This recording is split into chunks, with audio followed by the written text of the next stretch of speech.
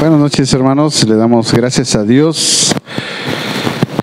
Queremos en esta tarde, noche, hermanos, compartir un mensaje, ¿verdad?, de nuestro estudio del libro de Génesis, del capítulo 7, que hemos titulado Dios cierra la puerta del arca. Dios cierra la puerta del arca. Génesis capítulo 7, versículos del 10 al 16.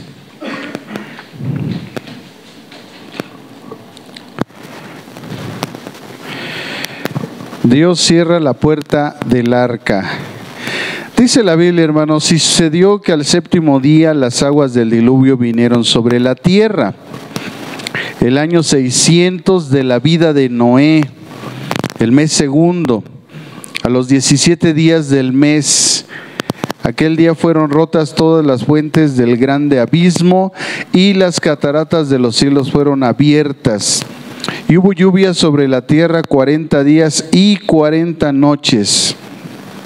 En ese mismo día entraron Noé, Sem, Cam, Jafet, hijos de Noé, la mujer de Noé y las 3 mujeres de sus hijos, con él en el arca. Ellos y todos los animales silvestres según sus especies, y todos los animales domesticados según sus especies, y todo reptil que se arrastra sobre la tierra según su especie, y toda ave según su especie, y todo pájaros de toda especie. Vinieron pues con Noé al arca de 2 en 2, de toda carne en que había espíritu de vida. Los que vinieron, macho y hembra, de toda carne, vinieron como le había mandado Dios. Y Jehová le cerró la puerta. Como ya hemos estudiado, hermanos, Noé practicó la justicia, la obediencia, la comunión íntima con Dios.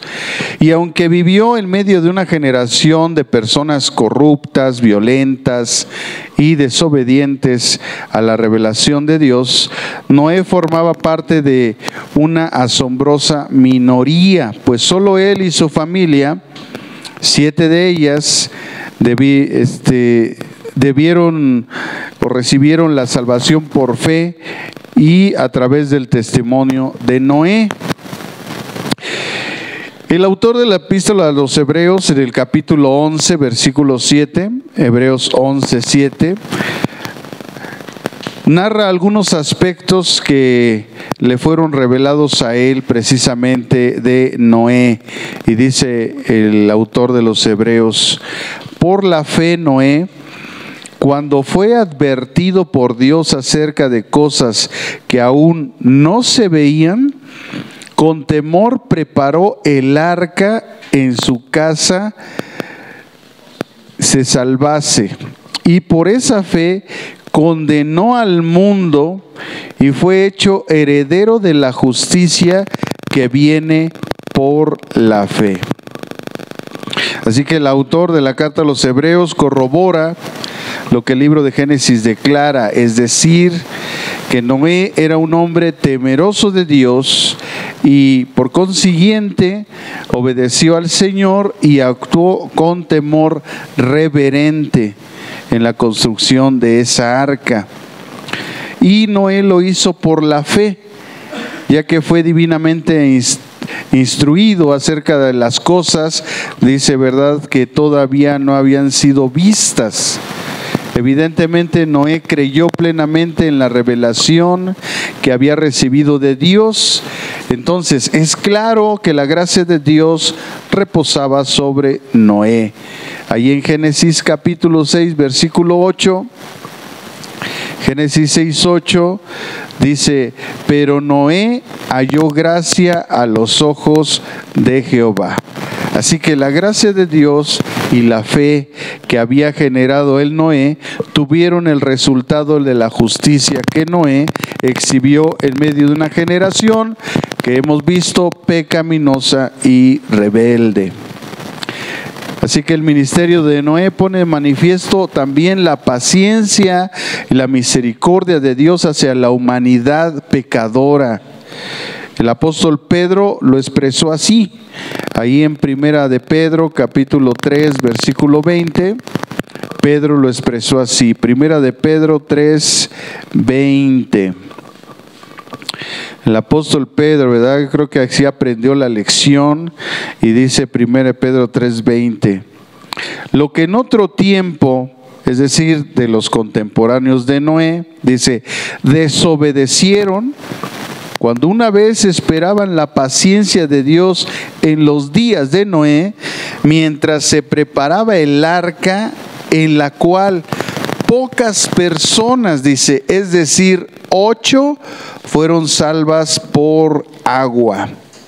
Entonces, al entrar en el arca Noé y su familia, y del Señor dar la orden de entrar en el arca, ahora cierra la puerta y el escenario se prepara para el gran diluvio del juicio. Así que vamos a ver en esta tarde noche 4 aspectos de este pasaje que acabamos de leer, que hemos titulado Dios cierra la puerta del arca. El primer aspecto lo encontramos en el verso 10, que corresponde al día del diluvio. Y dice la Biblia, y sucedió que al séptimo día las aguas del diluvio vinieron sobre la tierra. Con estas palabras se señala la semana de gracia que pasa y comienza el gran juicio del diluvio.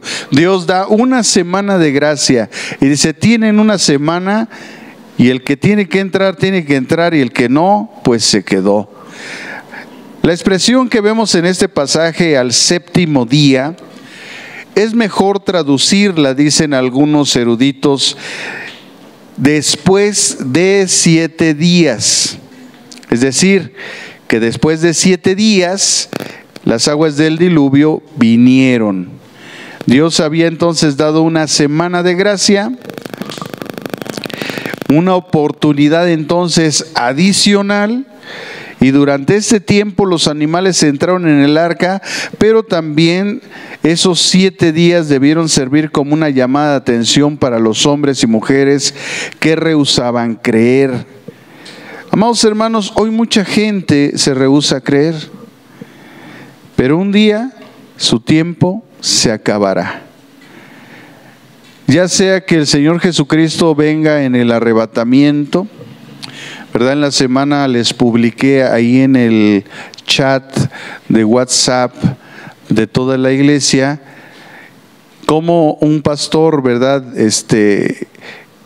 Habla acerca de un comentario de esas personas herejes, ¿no? Que a veces niegan la veracidad de la Biblia, los acontecimientos como el arrebatamiento. Y él explica cómo esa gente está equivocada y por qué está equivocada. Y expresa, ¿verdad?, los principios bíblicos por los cuales nosotros creemos que sí hay un arrebatamiento. Entonces es importante que nosotros aprendamos eso para que no nos dejemos engañar y tengamos siempre esa esperanza bendita en nuestra vida, sabiendo que Dios un día nos va a sacar de este mundo. Así que ya sea que el Señor venga en el arrebatamiento, hermanos, o que el Señor nos llame a su presencia de alguna forma. Y entonces el tiempo se habrá acabado. Siempre que estoy en los velorios, yo siempre digo esta frase: desde que nacimos comenzó nuestra cuenta regresiva de nuestra cita con Dios. Y esa cita con Dios, Dios la pudo haber dispuesto a nuestros 10, 20, 30, 40, 50, 60, 70 años, los que Él haya determinado. Mucha gente muere joven, 40, 50, 60. Así que no sabemos cuándo el Señor nos va a llamar, pero lo que sí debemos de saber es que debemos de estar listos. Así que un día el tiempo se acabará. El segundo aspecto está en el verso 11, que nos señala el día exacto del diluvio. Qué impresionante cuando la Biblia nos revela esas cosas, ¿no? ¿Cuándo fue perfectamente el diluvio? Cuando vino la destrucción de que iba a venir, Jesús anunció la destrucción de Jerusalén. En Mateo capítulo 23 y 24, donde da las señales antes del fin, le dicen los discípulos: ¿y cuándo sucederá esto? Y entonces el Señor Jesús da una serie de señales. Y hay una muy importante, porque dice: y será predicado el evangelio a todas las naciones, y entonces vendrá el fin. Cuando nos trasladamos al libro de Apocalipsis, vemos que es predicado el evangelio por los 2 testigos, los cuales matan. Después 144,000 judíos que se convierten al evangelio predican en todo el mundo.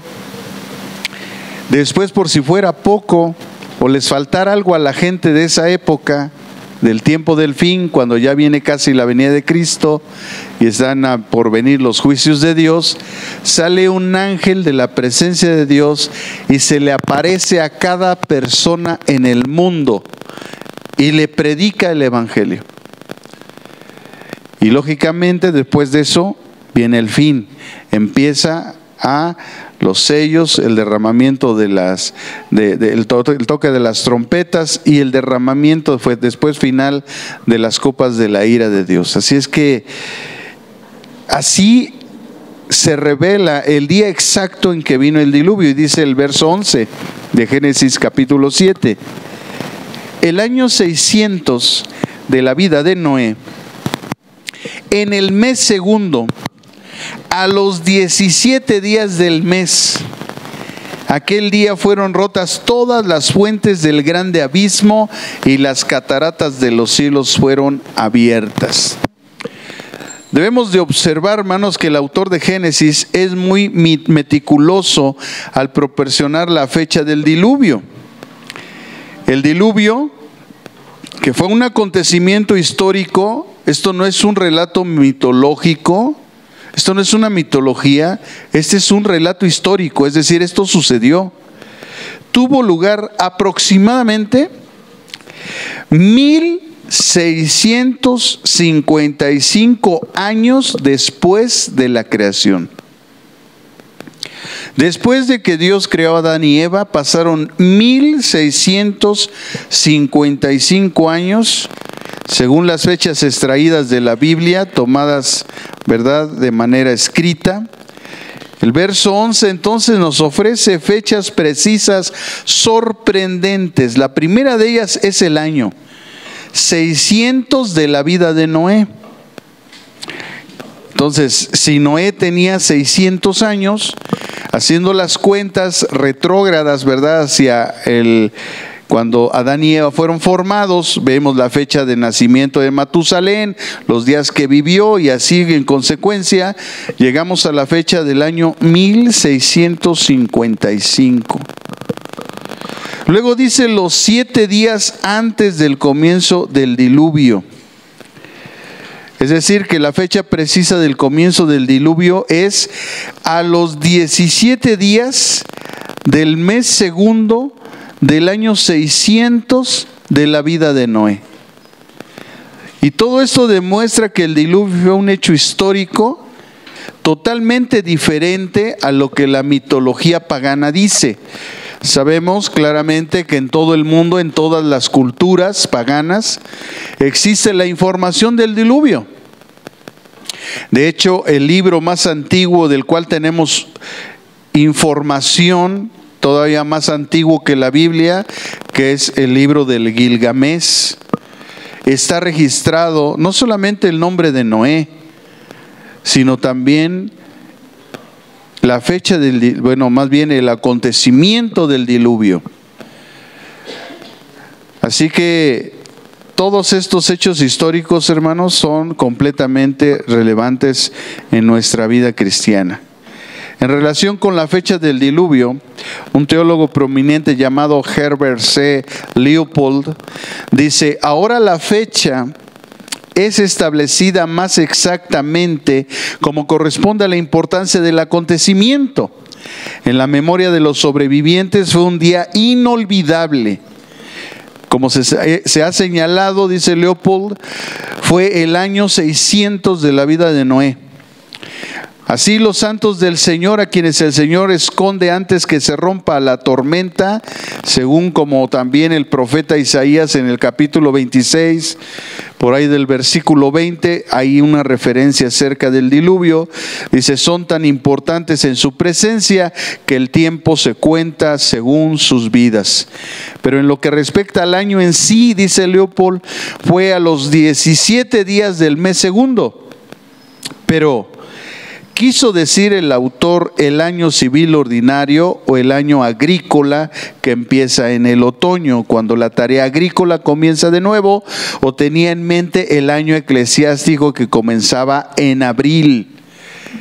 Entonces, no se ha determinado bien a qué se refería el autor, porque pudo haberse tomado en el otoño, cuando hay tarea agrícola, cuando comienza la agricultura, o tal vez el autor tiene en mente, dice Leopold, el año eclesiástico, ¿verdad?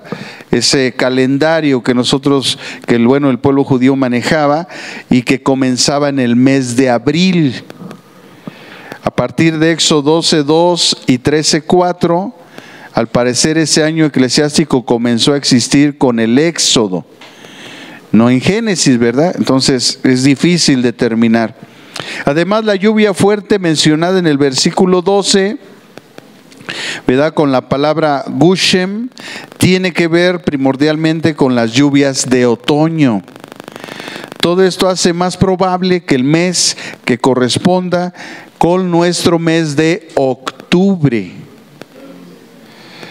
Entonces dicen, el diluvio pudo haber sido en el mes de octubre.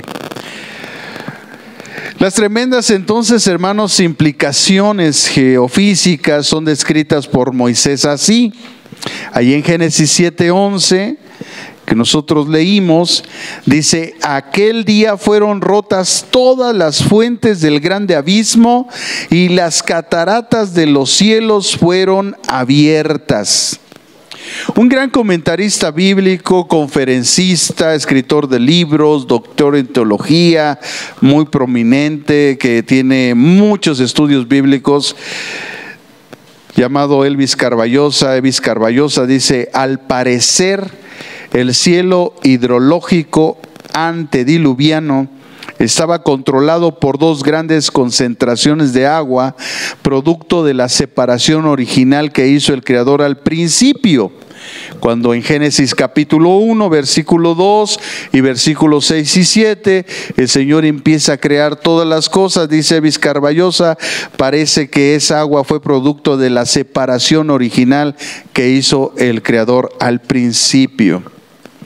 También dice, es posible que una inmensa cubierta de vapor existiera sobre la tierra, haciéndola parecer como un grande y hermoso invernadero. Recuerden que no llovía. Cuando Dios creó todas las cosas, y en el tiempo de Noé no llovía. Por eso la gente, cuando él anunció la lluvia, nadie le creyó. Lo que salía era un vapor, y ese vapor regaba todas las plantas y todo se desarrollaba. Habían pasado 1655 años desde la creación de Adán y Eva, y no había llovido jamás sobre la faz de la tierra. Era imposible, increíble que fuera a llover una gota de agua. Eso hacía que el mensaje del Evangelio fuera solamente recibido por la fe. Por eso nadie, amados hermanos, ni del Antiguo Testamento ni de este Nuevo Testamento se ha salvado sin fe. Lo único que agrada a Dios es la fe. Recuerden, en Hebreos 11:6 dice que sin fe es imposible agradar a Dios. Así que la única forma que nosotros agradamos a Dios es viviendo en fe. ¿Y qué es la fe? Bueno, la fe, hermanos, según Hebreos 11:1, dice que es la certeza de lo que se espera, la convicción de lo que no se ve. O sea, es una certeza y una convicción. Pero en Romanos capítulo 4 dice que la fe es estar plenamente convencidos. ¿De qué? De que Dios es poderoso de cumplir todo lo que ha prometido. Entonces nosotros creemos en el arrebatamiento de la iglesia o rapto, porque en este tiempo, como en aquel tiempo, en los tiempos de Noé, nadie creía que iba a llover, pues hoy nadie cree que va a haber un arrebatamiento, porque se les hace imposible. Porque según algunos teólogos, ellos dicen que no hay arrebatamiento, pero la Biblia lo dice claramente. Entonces siempre llegamos al punto de o crees o no crees. Y como la única forma es de agradar a Dios es por la fe, pues debemos de creer lo que Dios ha dicho. Y si Él ha dicho que hay un arrebatamiento, entonces nosotros ¿qué tenemos que hacer? Creer, nada más. No sabemos cómo va a ser, en qué momento, qué día, pero por la fe creemos que va a suceder. Entonces, este gran teólogo, Vizcarra Vallosa, dice: es posible que una inmensa cubierta de vapor existiera sobre la tierra, haciéndola parecer como un grande y hermoso invernadero, de tal manera que la gente decía: no, pues no es necesario ni que llueva, todo se riega a través de esta gran ola o cubierta, ¿verdad?, de vapor que hay en la tierra. Y dice Vizcarra Vallosa: las aguas de abajo, llamadas las fuentes del gran abismo, no fueron el resultado de la lluvia, sino que brotaron de las fuentes o manantiales guardados en las entrañas de la tierra. Todos sabemos que aquí abajo hay agua. Entonces dice Vizcarra Vallosa que también eso brotó, o sea, no solamente llovió, sino que se abrieron las fuentes de abajo de agua, empezó a salir agua de la tierra, y hermanos, esa fue una catástrofe impresionante en aquel tiempo. Así llegamos al tercer punto importante de nuestro mensaje, hermanos, que es que Dios cierra la puerta del arca, y es en el verso 12 donde se anuncia la lluvia de 40 días y 40 noches. Y dice el verso 12: y hubo lluvia sobre la tierra 40 días y 40 noches. En Génesis 7, entonces, hermanos, estamos viendo que Dios está registrando el cumplimiento del decreto de Dios de juzgar la maldad de los seres humanos mediante un diluvio universal pronunciado, como ya lo hemos estudiado en Génesis capítulo 6, versículo 13. Dios ya había anunciado el diluvio. En el capítulo 7, como dijimos la semana pasada, es el cumplimiento de lo que Dios había anunciado. Le dice a Noé: entra con tu familia, y durante 7 días van a estar entrando los animales, y después de esos 7 días, ahora viene el cumplimiento de que se cierra la puerta y ya nadie más podrá entrar. Así Dios desató las cataratas de los cielos y rompió las fuentes del gran abismo.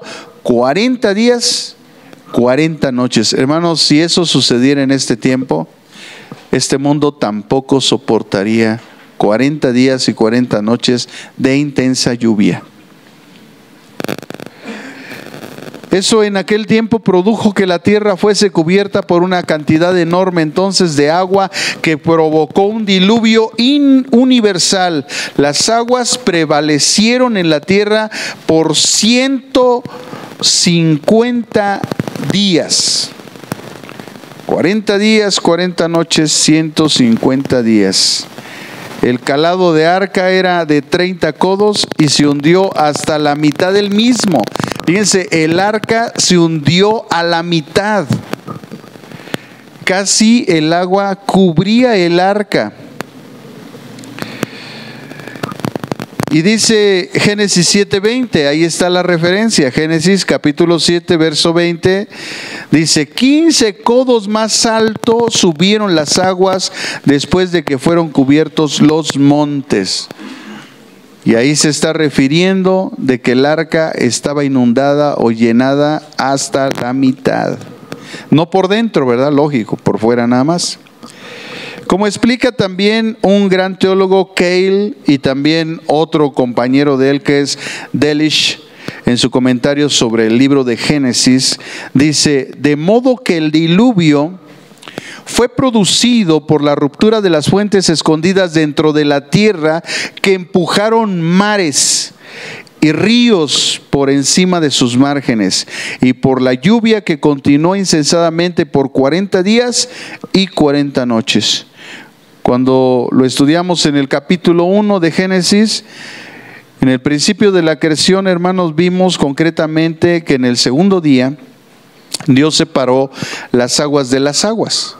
Génesis 1 del 6 al 7 vimos que dice que es el Señor que Él separa las aguas. El Creador formó esa cubierta de vapor que rodeaba la tierra, y también hizo que las entrañas de la tierra albergaran una enorme cantidad de agua. Cuando el momento determinado por Dios llegó, las aguas de la cubierta de vapor se condensaron y entonces se precipitaron sobre la tierra, y las aguas del gran abismo brotaron. ¡Fum! Esas dos acciones hicieron, ahora comprendemos, que toda la tierra fuese cubierta por una enorme cantidad de agua, de tal manera que todo ser viviente, como dice la Biblia, murió.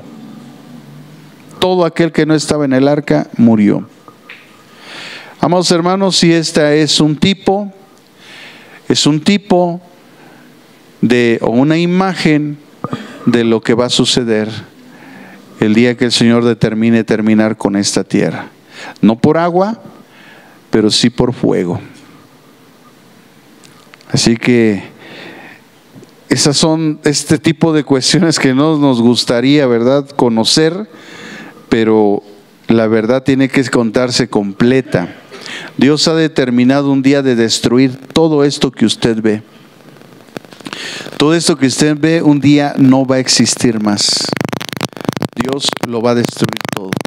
El pecado y la maldad del hombre va a llegar a un punto, como en el tiempo de Noé, igual, que no le va a dejar la humanidad otra al Señor, porque el deseo de Dios es que nadie se pierda, que todos nosotros, los seres humanos, procedamos al arrepentimiento. Pero desafortunadamente, los seres humanos somos cabezones, no queremos entender. Ya cuando el agua nos está llegando, ya cuando habemos la de a de veras, entonces ya queremos el rescate.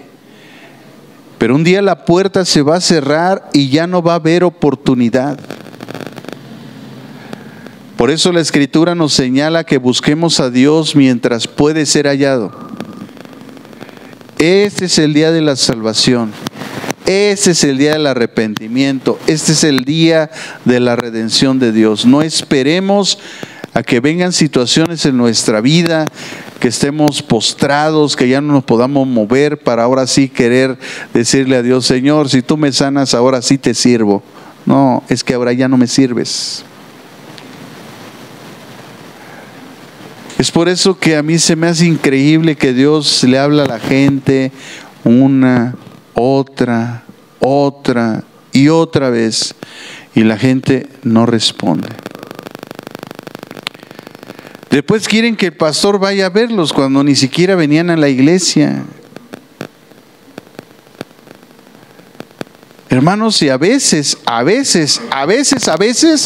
Dios sí nos manda, pero a veces ya no nos manda, porque ya no es tiempo, porque Dios les estuvo hablando y no quisieron venir. Ya están en el hospital con enfermedad, están mal, están ahí. Bueno, ya ni siquiera nadie se va a aparecer en su velorio. ¿Quién va a ministrar? ¿Quién va a dar la palabra cuando ni siquiera se acercaron a un redil? Cuando ni siquiera tuvieron un pastor que toma el compromiso de ir a ministrar por cuanto es el pastor de esa oveja. Es increíble que a veces gente que no es ni oveja está reclamando cosas que ni las ovejas piden. Oye, hermano, pues primero ven y ya después vemos. Pero no, o sea, te imponen, ahora es tu responsabilidad, ahora tú lo tienes que hacer a fuerzas. No, espérame tantito, yo tengo un redil que a Dios me encargó. Yo soy el responsable de ese redil. Si se va una oveja mía de ese redil, yo tengo que ir a buscarla. Pero porque es mi oveja. Pero si no está aquí, nunca ha venido, pues no es mi oveja. ¿De qué redil será? Pues quién sabe. ¿Quién será su pastor? Pues quién sabe. Pero no es mi responsabilidad. Si tengo el tiempo y la disposición, podré ir.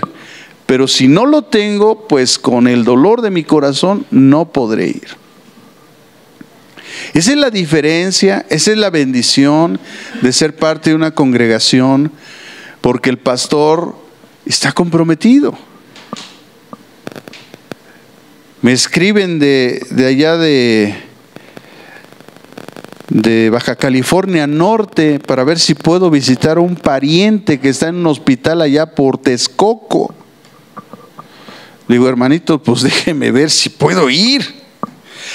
Porque Texcoco, de donde estamos nosotros a Texcoco, pues no estamos a la vuelta. Gasolina, casetas y bueno, todas esas cosas, gastos, pues déjenme ver porque, pues, o sea, no es de que pues yo ahorita me aparezco aquí como Felipe y luego estoy del otro lado, pues no es así. Entonces le digo, pues oren a Dios que me envíe, ¿no? Y si por ahí se les ocurre una ofrenda para que pueda ir, pues oye, también eso es necesario, porque no más desde que, pues ve, pastor, puede ir a ver a mi familia, que no sé qué, sí, hermano, ¿y dónde está? En Veracruz. Ah, no, pues yo sí tengo ganas de ir, ¿no? Pero, pues, ¿qué conlleva? Entonces, hay cosas que a veces la gente no reflexiona, hermano, y aunque uno tenga muchas ganas, pero pues a veces no se puede. Así, hermanos, estas dos acciones entonces que vemos que ocurren, ¿verdad? Que llueve y después se desbordan todas las fuentes de las aguas que están debajo de la tierra. Entonces se desborda una gran cantidad de agua que ocasiona todo este diluvio que destruye a todo ser viviente. En el verso 13 y 16, la Biblia del capítulo 7 nos muestra, hermanos, cómo Dios ratifica los que entran en el arca para salvación. Cuando Él anuncia el diluvio, Él dice quién va a entrar. Cuando manda a Noé que entre, señala la Biblia quién entra. Bueno, todavía aquí en este pasaje, Dios ratifica quiénes son los que están dentro. Dice, en este mismo día entraron Noé, Sem, Cam y Jafet, hijos de Noé, la mujer de Noé, y las 3 mujeres de sus hijos, con él en el arca. Ellos y todos los animales silvestres según sus especies, y todos los animales domesticados según sus especies, y todo reptil que se arrastra sobre la tierra según su especie, y toda ave según su especie, y todo pájaro de toda especie, vinieron pues con Noé al arca de 2 en 2 de toda carne en que había espíritu de vida. Y los que vinieron, macho y hembra, de toda carne vinieron, como lo había mandado Dios. Entonces, como ya hemos observado a través de todo este estudio, en estos pasajes, desde el capítulo 6, cuando empezamos a ver la multiplicación de la maldad sobre la tierra y cómo Dios halla gracia a través de Noé, vemos que Noé fue totalmente incuestionable. Aquel varón de Dios había trabajado por más de 120 años construyendo el arca. O sea, no fue una encomienda, no fue un ministerio fácil. Tuvo que trabajar 120 años a marchas forzadas. No conforme con eso, todavía tenía que salir y predicarle a la gente. Hermanos, el servicio a Dios es muy arduo. Es es el tiempo, hay que emplearlo siempre al 100%. Ahora sí que es trabajoso. Digo, si fuera fácil, pues cualquiera lo haría, pero el trabajo de Dios, al menos vean el testimonio de Noé, fueron 120 años. Hermanos, a veces queremos pretexto para no venir a servir a Dios. Noé 120 años ininterrumpidos sirvió a Dios. Él no se quejó, él no se peleó con sus hijos por estar construyendo el arca. Ellos no se dividieron. Sus hijos de Noé no le dijeron a su papá: papá, es que me estás lastimando. No, ellos se empeñaron en una labor que Dios había mandado y ahí se enfocaron. Por eso la Biblia nos dice que en la iglesia nuestros ojos deben de estar puestos en Jesús, el autor y consumador de la fe, no en la gente. Hermanos, en la iglesia hay mucha gente que todavía le falta crecer espiritualmente. Puede tener 20 años en el evangelio, pero es un bebé espiritual. Pues si nada más hay que ver sus actos, nada más hay que ver sus actitudes, todavía llora, todavía se queja, todavía anda pidiendo amor. Es que aquí no hay amor. A ver, espérame. ¿Tienes a Cristo? Sí, entonces no necesitas amor. Porque Cristo es la fuente del amor. Él produce el amor en ti. Quien está pidiendo amor es un mendigo del amor. Es alguien que no tiene a Cristo. Por eso dice aquí no hay amor. Bueno, hermanito, pues si tú lo tienes, ¿por qué no te paras en la puerta y destilas tu amor a todos los que entran al culto? No, ellos nada más quieren recibir, ellos no quieren dar. A ver, hermanito, ¿cuándo te va a tocar dar a ti? A ver, tú ya te soportamos muchos años. ¿Cuántos años tienes en Cristo? 10, ya te hemos soportado 10 años. Entonces, ¿tú cuándo vas a evangelizar a alguien? ¿Cuándo vas a estar atrás de él para que venga a la iglesia? ¿Lo vas a discipular? ¿Vas a estar orando por él, trabajando por él para afirmarlo en el evangelio? ¿Cuándo eso va a pasar en tu vida? Porque ya tienes 10 años y todavía te lastiman, todavía pides amor, todavía, entonces eres un baby espiritual. Y hermanos, a los niños se les deja de poner el pañal. ¿A qué edad, mamás? Pues nos urge que ya digan pipí, popó, porque por Dios, ¿no? O sea, imagínense un chamaco de 10 años, 15 años, 20 años, 30 años, porque hay chamacos hasta de 40 y 50 años que hay que cambiarles el pañal. Digo, cuando hay incontinencia urinaria, cuando ya hay un problema, ¿verdad?, de esfínter que no se contienen ya los el sistema digestivo, bueno, está bien, es una enfermedad.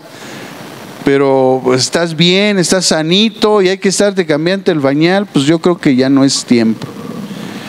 Hermanos, el crecimiento espiritual no es ambigua la cantidad de años en el evangelio. Hay gente que tiene muchos años y parece bebé espiritual. Todavía hay que decirle: hermano, vas a venir a la iglesia. Hermano, ¿y cuándo nos ayudas a servir? Hermano, ¿y cuándo nos apoyas en este ministerio? Hermano, ¿y cuándo de todo eso que tienes aquí en tu cabeza?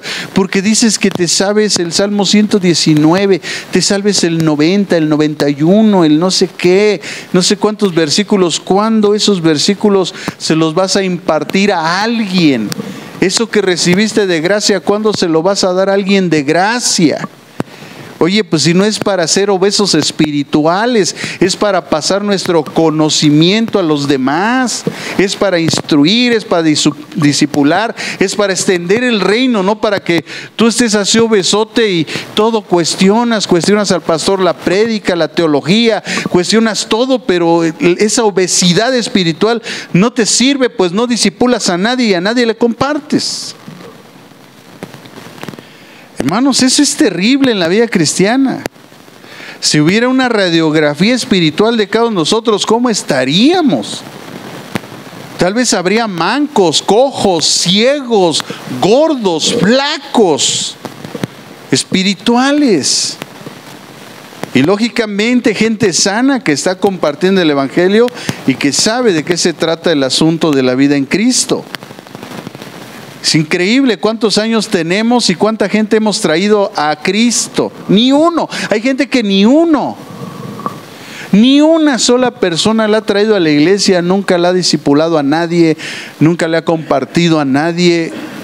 Hermanos, ¿de verdad conocerán de Dios? ¿De verdad conocerán a Dios? ¿O serán conocidos por Él? Yo creo que no.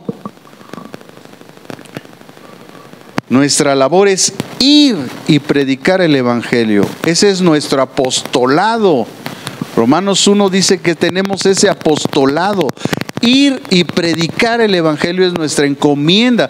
Venimos a Cristo, aprendemos de Dios, nos cimentamos en Cristo, adquirimos conocimiento y empezamos prestos a compartirle a la gente de Dios. ¿Por qué mucha gente ya no le comparte a la gente de Dios? Pues nada más hay que ver semejante testimonio que tiene y por eso no tiene herramientas morales para compartirle a la gente de Cristo. Porque Satanás lo primero que hace es tumbarnos nuestro testimonio personal de tal manera que a ningún vecino, a ningún amigo, a ningún compañero de trabajo le podamos compartir, porque llevamos una vida tan desordenada, tan fracasada en Cristo, que ¿qué les vamos a decir? Dios te ama, pues que te ame a ti primero, porque mira cómo andas. Hermanos, la gente no es tonta, la gente nos está observando. La gente sabe si en nuestra casa están volando los trastes, si le estamos gritando, ¿verdad? Godofreda, sus cosas. Si Godofreda al Pancho le está gritando sus cosas, la gente se da cuenta. La gente sabe.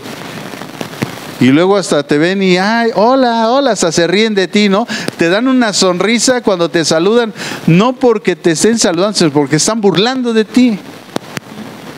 Voy a ir a la hermanita, ¿eh? No, sí, bien. Luego, ¿qué crees, comadre? Viene y me comparte.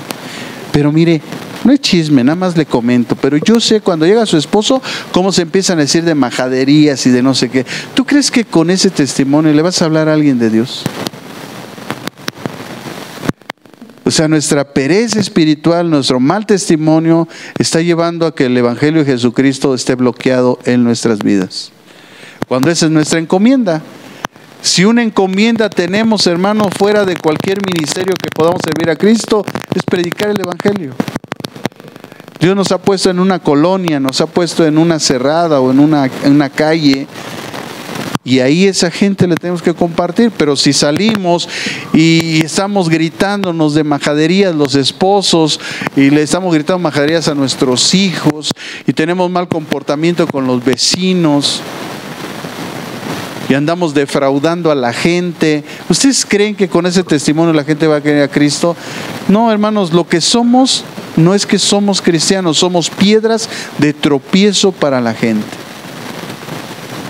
Hermanos, eso tiene que cambiar en nuestra vida, porque gracias a Dios, la buena noticia es que aunque a veces nos equivocamos en nuestra vida, Dios es poderoso de borrar todo mal testimonio y puede hacer venir a la gente a Cristo, siempre y cuando nosotros nos comprometamos a la obra de Dios. Imagínense Noé, 120 años. 120 años ininterrumpidos de construir el arca y predicar el Evangelio, instar a la gente, el Espíritu Santo tomando continuamente a Noé y Noé saliendo diciéndole, va a venir un diluvio, por favor, miren, no me ayuden a construir el arca, solamente les pido que cuando ya esté, por favor entren. No, ni así, o sea, ni gratis lo quiere la gente.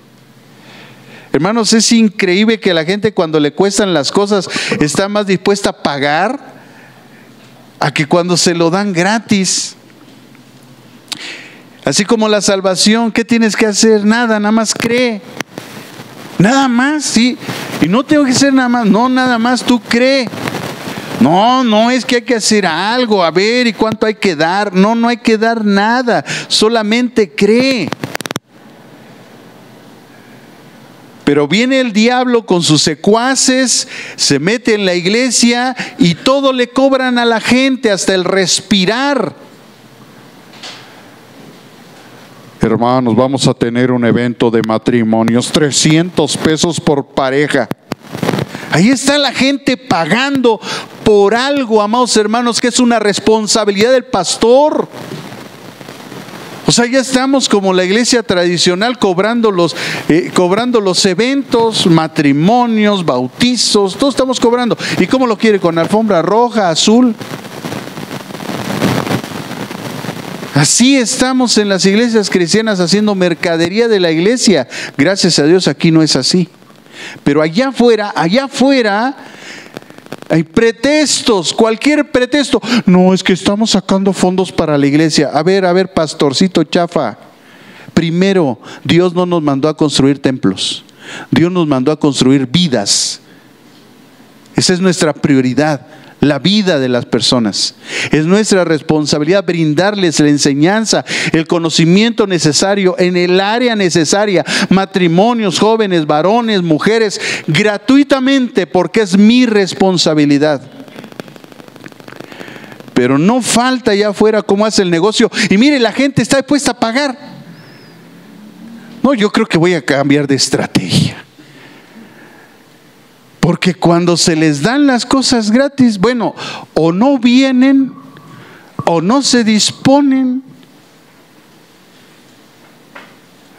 pero siempre se andan quejando. No, es que ahí no crecí espiritualmente. Pues si no venías ni a estudiar, Pancha, Godofredo, no venían.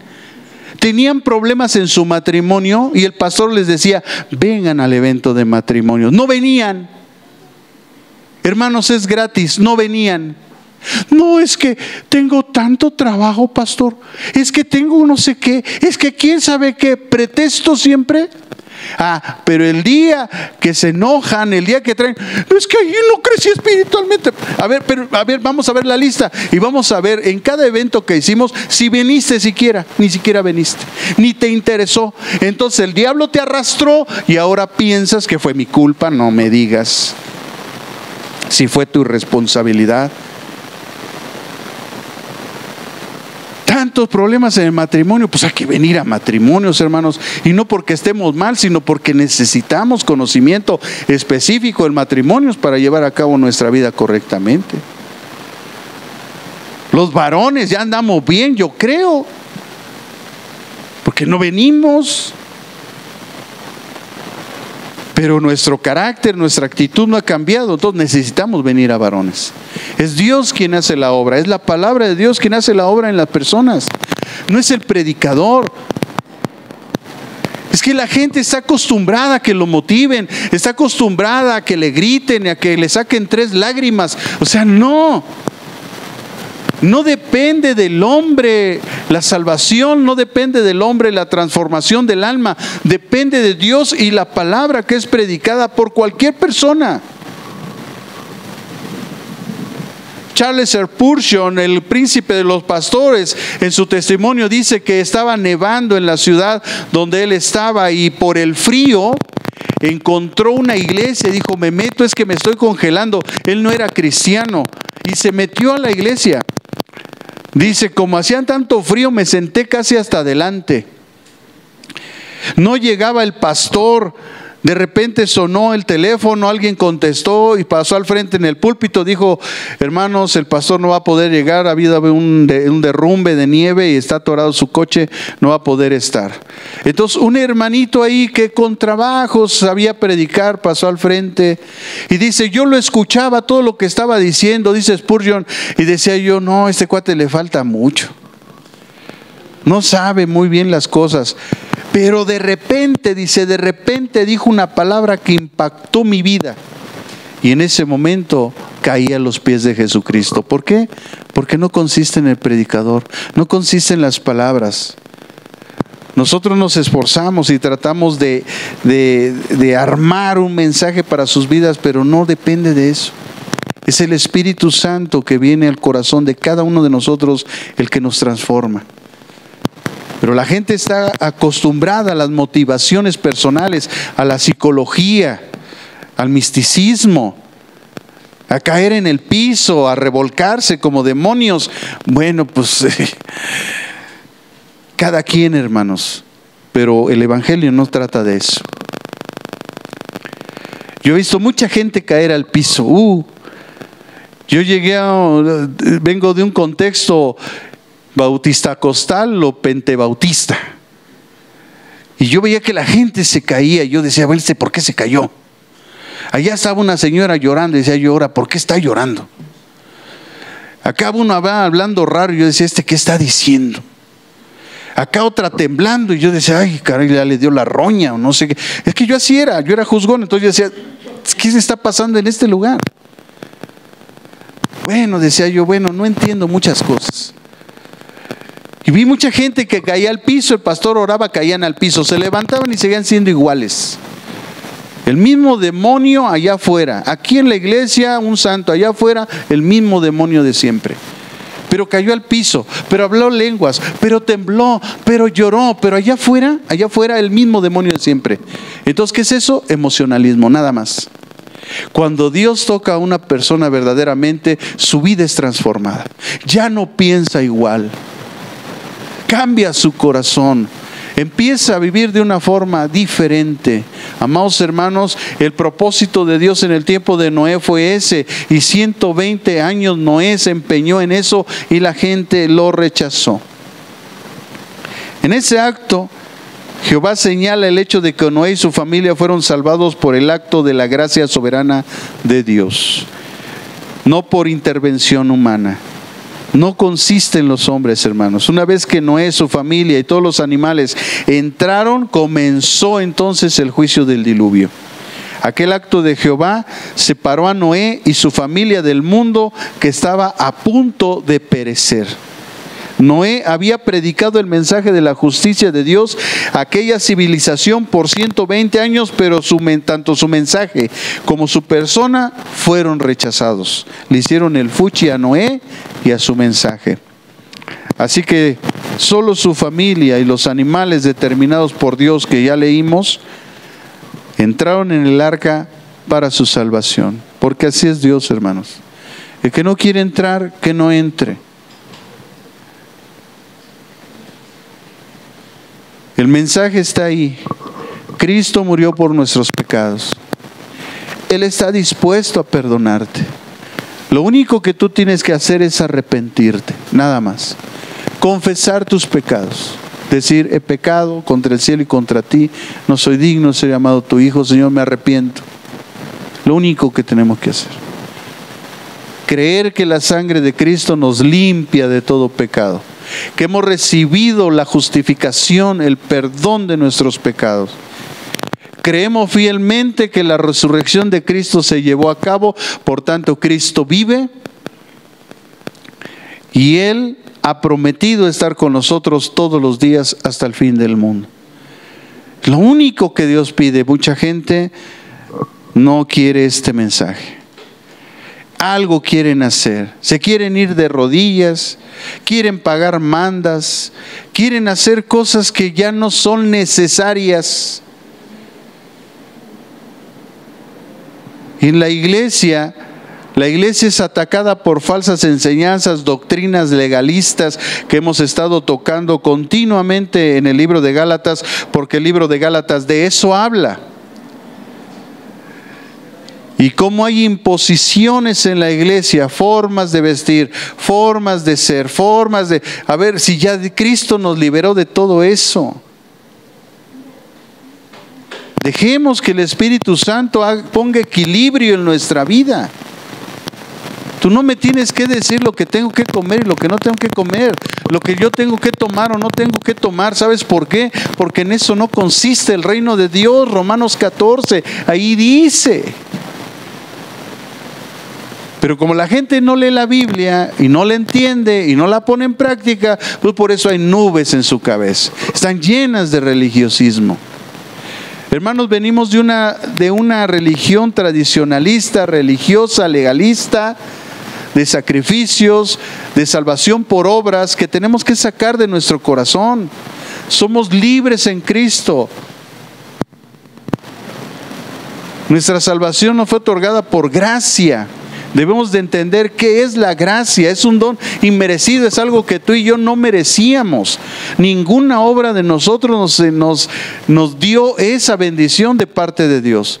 No hay nada en nuestra vida por la cual Dios se haya agradado de nosotros. Todos estábamos muertos en nuestros delitos y en nuestros pecados. Su puritita gracia, el que haya dicho esta persona. Imagínate Dios determinando en la eternidad que tú vas a ser salvo. Y todos los ángeles alrededor. ¿En serio? ¿Esa? ¿Petra? Señor, todo lo que ha hecho la tal Petra. Bueno, lo que se sabe, porque lo que no se sabe. ¿En serio la vas a salvar, Señor? Sí, a esa, a Petra. Hermanos, se escogió a Rahab la ramera en Jericó, imagínense. De todo el pueblo de Jericó, la única que se salvó fue Rahab la ramera y su familia, nada más. Una mujer que se vendía a los hombres. Imagínense, a Rahab. Señor, por piedad, mira lo que hace Rahab. Sí, a esa. Pero ¿por qué, Señor? ¿Por qué? Cuando le preguntas a Dios, Señor, ¿por qué me escogiste a mí? ¿Por qué yo? Inmediatamente Dios responde: porque de lo vil, de lo menospreciado, escogió Dios para hacer callar al sabio y al entendido.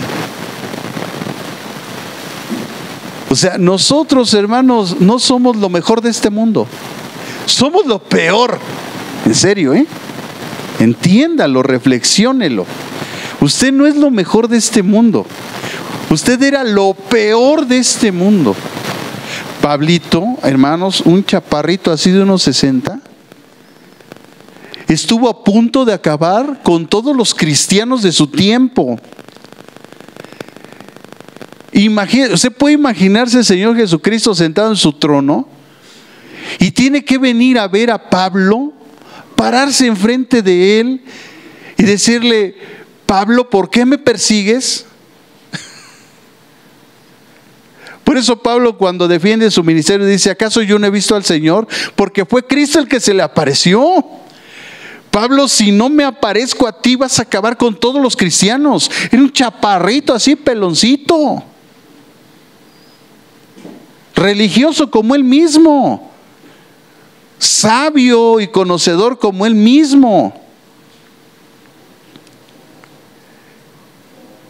Y él dice después esas palabras: que Cristo nos escogió de lo vil y de lo menospreciado. Porque a través de nosotros Él hace callar a los sabios y a los entendidos. Porque el conocimiento de Dios en nuestra mente y en nuestro corazón produce un conocimiento que la gente no entiende. ¿Cómo? ¿Que este no es el hijo del carpintero? ¿Que no su mamá es María y sus hermanas están entre nosotros? ¿De dónde saca este hombre tal sabiduría? Eso decían de Jesús. Imagínense la gente con usted que ha sido transformado, cambiado por el Espíritu Santo en su conocimiento, que diga: ¿qué no es este Pancho, el hijo del mecánico? ¿Qué no es este Godofredo, el albañil? Y la gente se admira. ¿Y de dónde sacan tal conocimiento? ¿Lo has escuchado hablar de Dios? Es increíble. ¿Por qué, hermanos? Porque el conocimiento de Dios puesto en nosotros, seres imperfectos, avergüenza a la gente que dice saber. Jovencito, hermanos, gordito así, pelo chinito, puso en vergüenza a los más grandes ateos de este mundo en debates. Increíble, increíble, al grado que los ateos se quedaban, ya no sabían ni qué hablar, ni qué decir, y solamente decían: no, es que no te entiendo, es que ¿qué estás hablando? Es que ¿qué estás diciendo?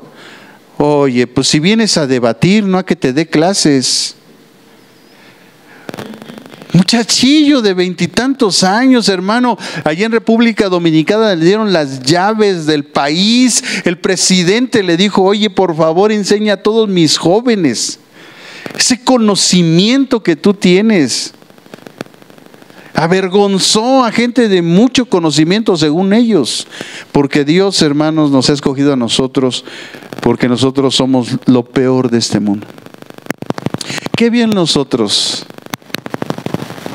que éramos capaces de ocasionar terribles tormentas.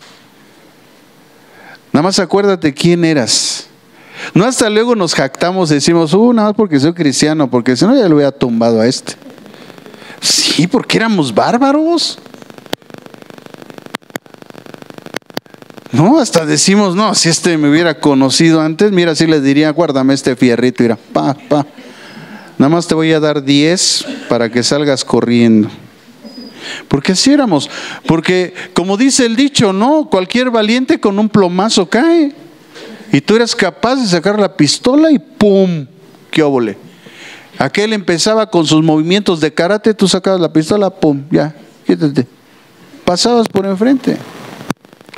Te agarras un bate, lo esperabas en la esquina y cuando pasaba, ¡pum, pum, pum, pum! No sabía ni quién le había dado los batazos. Así éramos.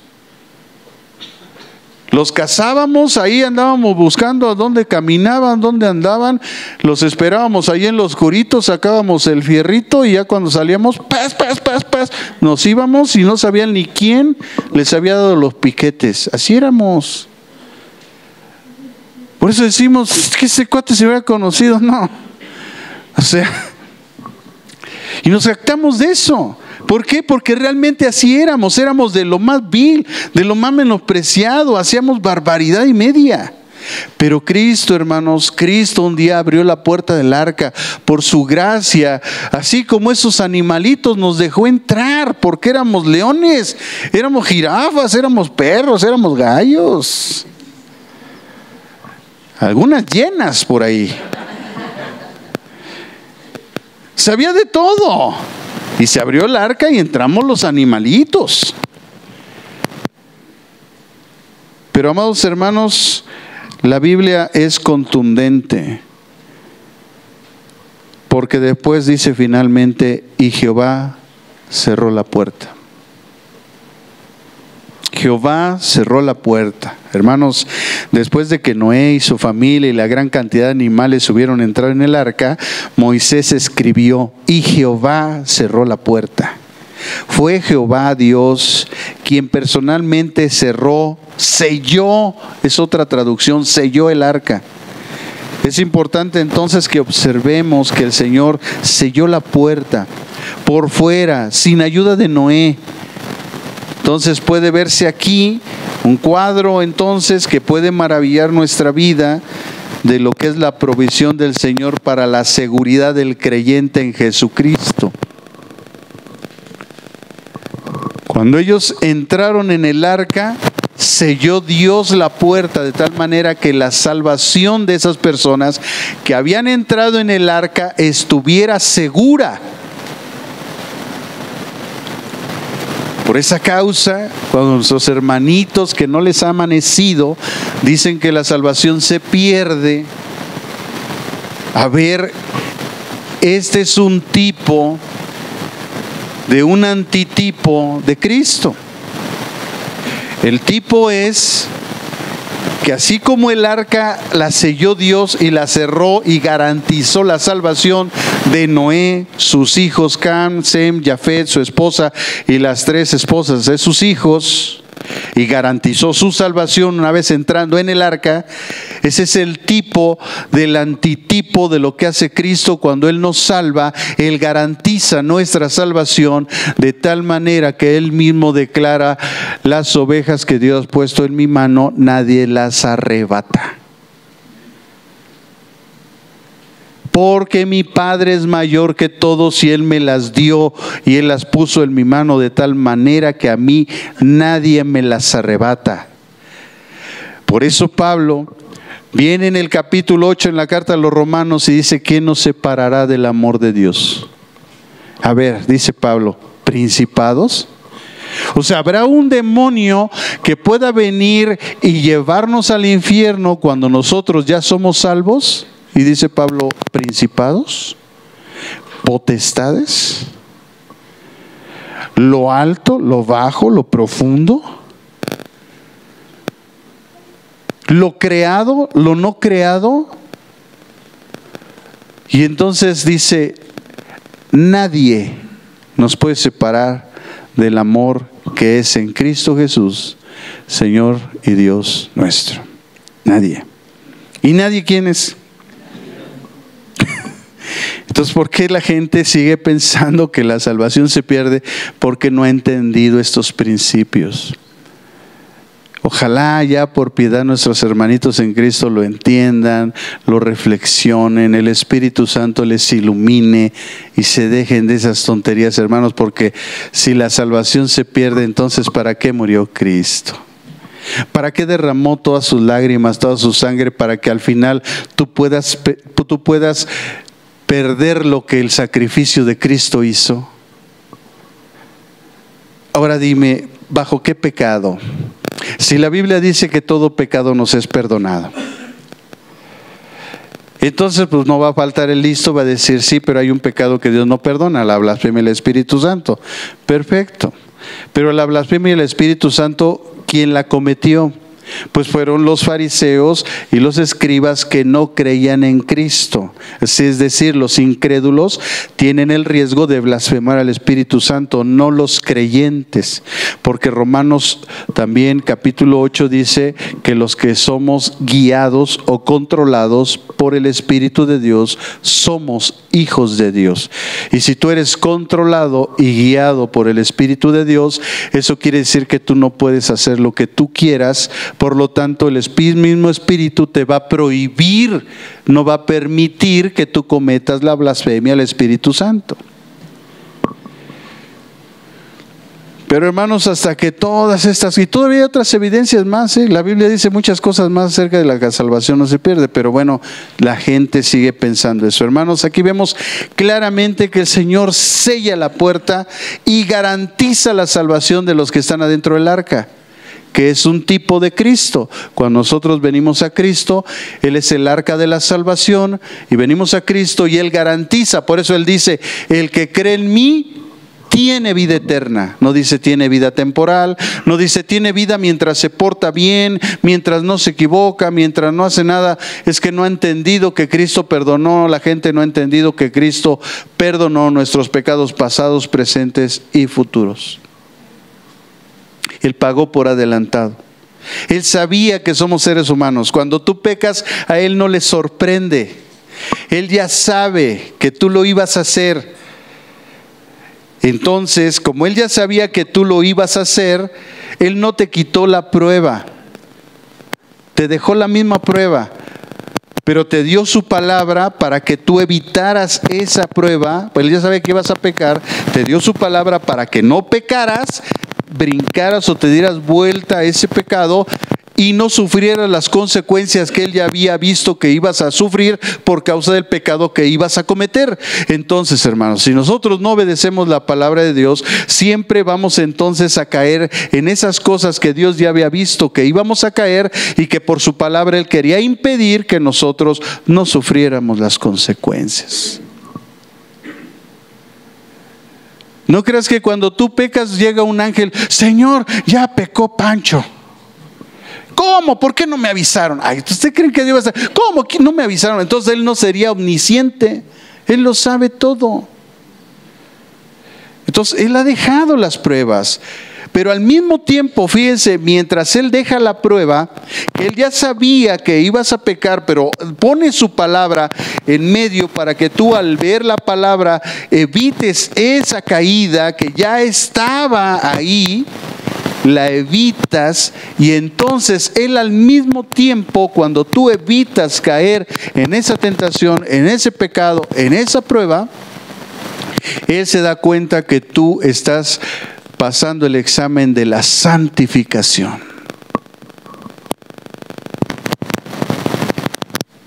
Entonces, no creas que cuando se apareció el muchacho y la muchacha y te tentó, No creas que Dios no sabía, Él ya sabía, es más, Él lo puso. Propósito. Él ya sabía el resultado.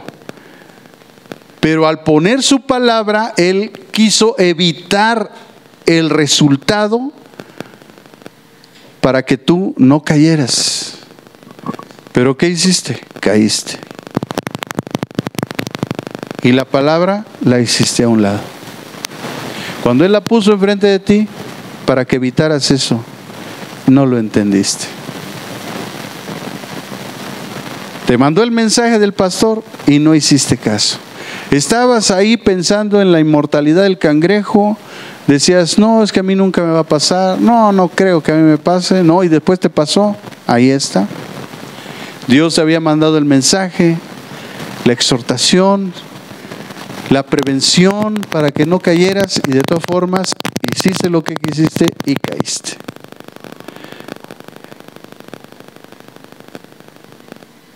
Y sufres las consecuencias. Ahora te arrepientes en ese estado, porque esa es la gracia, te arrepientes, Dios te perdona, eso no hay problema, pero las consecuencias las vas a sufrir, porque no hiciste caso a la palabra de Dios, a la advertencia, a la exhortación de Dios. Entonces ese es el cuadro, hermanos, que la Biblia nos muestra. La seguridad del creyente está en Cristo, y el Señor cerró la puerta, y esa es la garantía de la seguridad de que todo creyente, como señala Juan, fíjese el Evangelio de Juan, capítulo 10, versículo 27 al 30, escuchen las palabras de Jesús. Juan 10, 27 al 30. Dice el verso 27, mis ovejas oyen mi voz, y yo las conozco, y me siguen, y yo les doy vida eterna. Fíjense cómo no dice vida temporal, o vida si se portan bien. No, dice vida eterna. Y no perecerán jamás, ni nadie las arrebata de mi mano. Mi Padre, que me las dio, es mayor que todos, y nadie las puede arrebatar de la mano de mi Padre. Y yo, y el Padre, uno somos.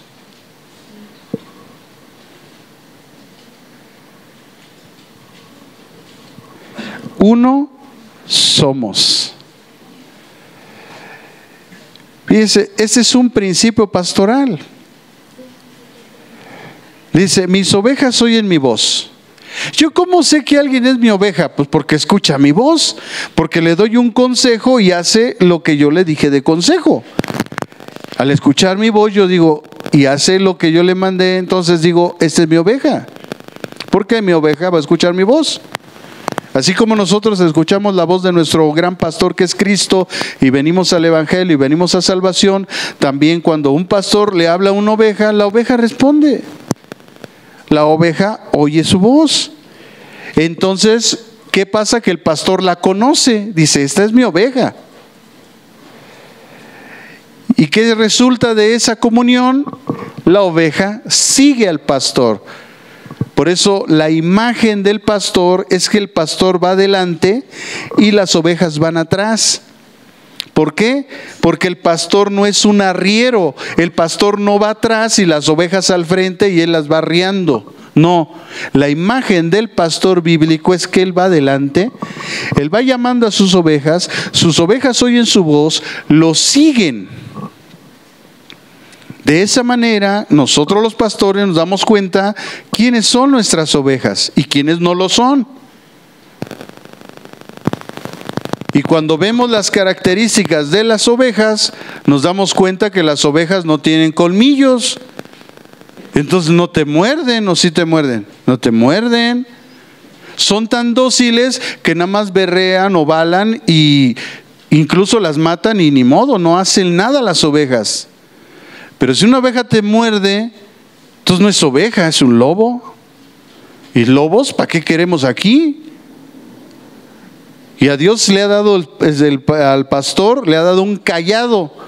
El cayado es un palo largo que cuando el pastor veía al lobo, ¡pum!, le daba con el palo. Cuando el pastor discernía al lobo, le daba con el palo para que el lobo se fuera, porque no es oveja, es un lobo. Hermanitos, lo siento, pero es así. Eso yo no lo impuse. Esos no son mis principios, son los principios bíblicos. Y yo les doy vida eterna, dice Jesús. No perecerán jamás. Nadie las arrebata de mi mano. Mi Padre que me las dio es mayor que todos, y nadie me las puede arrebatar de mi mano, de la mano de mi Padre, porque mi Padre y yo uno somos. Y ahí lo que hace Jesús es mencionar el Shema. Cuando Él dice uno somos, está diciendo Ejad. En la oración del pueblo de Israel, de que el Señor es uno solo, la palabra es Ejad, somos uno, Ejad. Pero las aguas que juzgaban a las personas que estaban fuera del arca, dice la Escritura, eran las mismas que hacían flotar el arca, que salvó a los que estaban adentro. Miren, las mismas aguas que mataron a unos son las mismas arcas que llevaron a buen puerto a otros. Qué hermoso es eso, hermanos. Cómo Dios protege a su gente. Las mismas aguas entonces que mataron a los inicuos, salvaron a los santos. Por eso cuando el agua se revoloteaba y los discípulos iban en la barca, el Señor Jesús iba durmiendo. Hasta el movimiento de la barca lo iba arrullando. Pero los discípulos, como no disciernen, estaban gritando: Señor, sálvanos, Señor, sálvanos. Todavía no entendían quién iba ahí a su lado, era Cristo. Y hermanos, toda esa enseñanza de la barca de Jesús tiene una gran enseñanza en la vida cristiana. Porque si Dios nos ha dado la seguridad de la salvación, hermanos, entonces, ¿a qué le debemos de temer?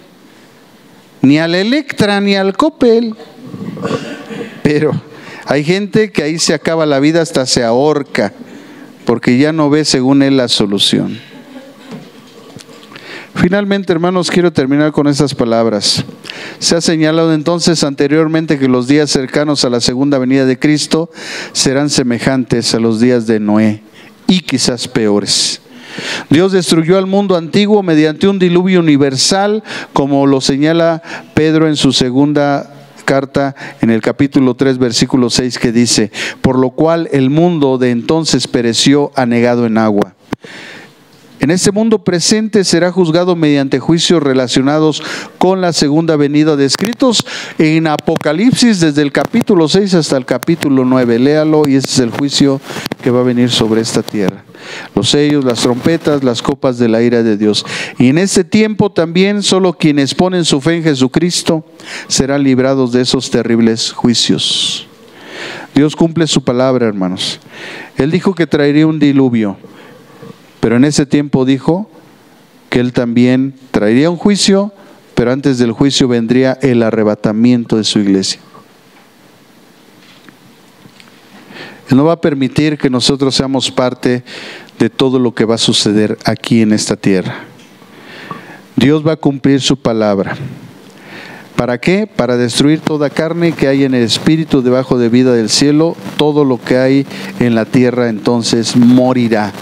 Como pasó en el diluvio, pasará también en este tiempo. El cumplimiento se expresa en Génesis 7:21 y dice: así murió toda carne. Y un día esta palabra alumbrará en este tiempo y dirá: así murieron todos los de este tiempo en esta carne. Todo reptil y todo hombre morirá. O sea que la destrucción en el tiempo de Noé fue total, y Jesucristo dijo: como en los días de Noé, así será el fin del mundo y la venida del Hijo del Hombre. Es decir, habrá una destrucción total. Todos estos acontecimientos, hermanos, tuvieron lugar cuando Jehová cerró la puerta. El día que se cierre la puerta de salvación, cuando el último de los gentiles entre, en ese momento, hermanos, este mundo se va a tener que agarrar, porque será el día de lloro y crujir de dientes. Un día también la puerta de salvación en este tiempo se cerrará. Por lo tanto, hermanos, tenemos que ser conscientes, tenemos que reflexionar. Mire, el gozo que tenemos es que ya estamos en Cristo. La bendición que tenemos es que el Señor un día nos va a poner nuestras coronas. Pero las coronas son dadas por causa de nuestra obediencia a lo que Dios ha puesto en nuestra vida.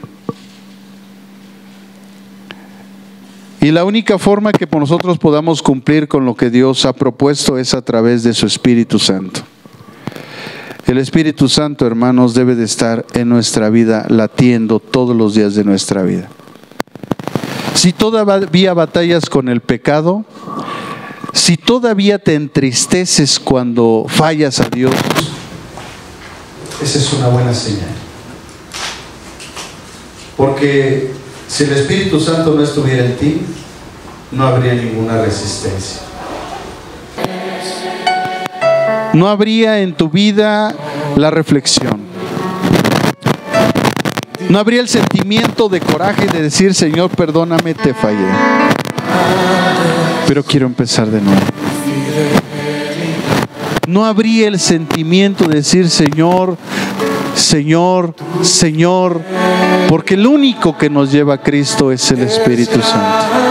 Él es el que se pone en tus labios para clamar. Él pone una oración de arrepentimiento.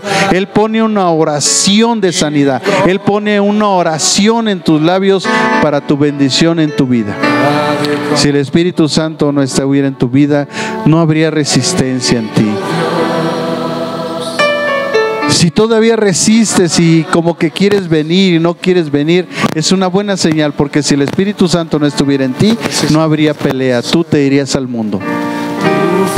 Si todavía las cosas te cuestan, hermano, es una buena señal, porque el Espíritu Santo está en ti. Si no, no tendría resistencia. Pero es gracias, hermanos, al Espíritu Santo que todavía, cuando fallamos, vamos delante de Él y decimos: Señor, perdóname. Creo que dije cosas que no son correctas. Señor, perdóname porque he hecho cosas que no son correctas. Señor, perdóname porque he pensado cosas que no son correctas. Señor, perdóname porque ofendí a mi hermano, a mi hermana. Señor, perdóname porque me enojé, le grité a mi esposa. Perdóname las palabras que le dije.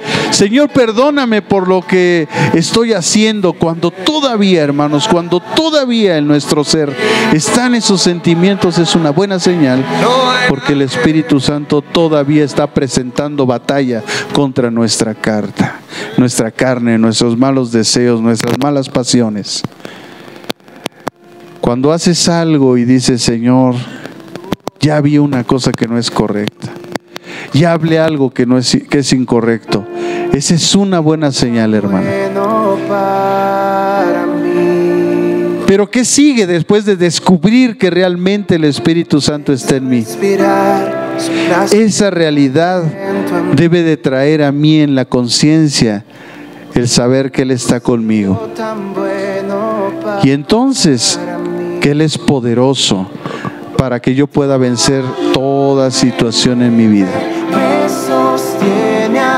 Y cuando entonces entramos en ese punto, hermanos, entonces podemos nosotros vencer todas las circunstancias de nuestra vida, porque nos hemos dado cuenta quién está con nosotros. Por eso dice Pablo: si Dios es con nosotros, ¿quién contra nosotros? Pero el problema es que muchos de nosotros no nos hemos dado cuenta que Él está con nosotros. Ese es el problema de muchos cristianos, que no se han dado cuenta quién está con ellos. Pero cuando el cristiano dice: ya sé quién está conmigo, entonces no encuentra obstáculo, impedimento, prueba que pueda él caer, porque él sabe quién está con él. El que está con él es poderoso para hacerlo pasar toda circunstancia, todo problema, toda situación. Aún en medio de nuestra desesperación, aún en medio de nuestra congoja, de nuestras lágrimas, de nuestra desesperación, de nuestra angustia, decimos: Señor, en medio de todo esto que siento, tú estás conmigo. Amados hermanos, Dios está con nosotros.